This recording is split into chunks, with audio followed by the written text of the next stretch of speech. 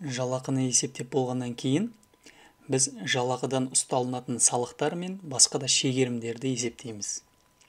Ол үшін қайтадан зарплата, расчеты удержаний сотрудников организаций, расчеты налогов, одан кейін барып, біз отражение зарплаты в регламентированном учете.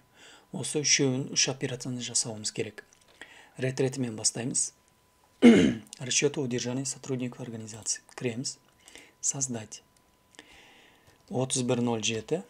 Месяц начисления июль. Вид расчета бізде бұған тиіспейміз.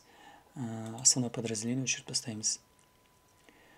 Автозаполнение по всем сотрудникам. Бұл деректер автомат түрде толтырылады. Себебі жаңа ғана біз 3 адамға жалақы есептедік.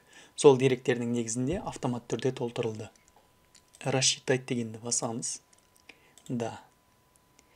Дәл қазір ғана ОПВ зейнетақы салығын ұсталынды.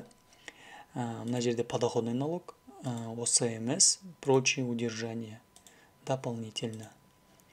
Барлығы ұсталынды. Провести и закрыть. Келесі расчет налогов, взносов, отчислений сотрудников организации. Кіреміз. Создать. 31.07. Месяц начисления июль. Основное подразделение өшіріп бастаймыз. Автозаполнение по всем сотрудникам. Да. Рассчитать. Да. Барлық деректер енгізілді. Социальный налог, сот отчисление, әлеуметтік салық және міндетті медициналық шегерімдер. Барлық деректер алынды. Провести, закрыть. Келесі зарплата. Отражение зарплаты в регламентированном учете. Басамыз. Создать. 31.07. Июль. Основное подразделение алып бастаймыз. Оны не үшін алып бастаймыз? Кейбір жағдайда көптеген үлкен кәсіпорындарда бірнеше подразделениялар болады, бөлімдер, бөлімшелер.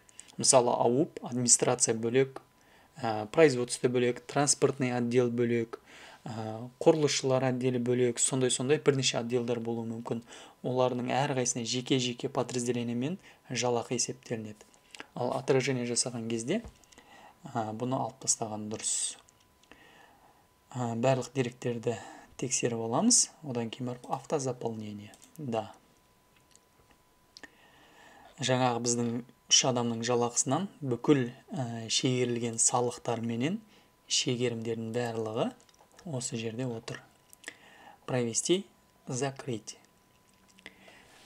Мінекей қазір ғана біз жалақыдан ұсталынатын барлық салықтар мен шегерімдерді ұстадық.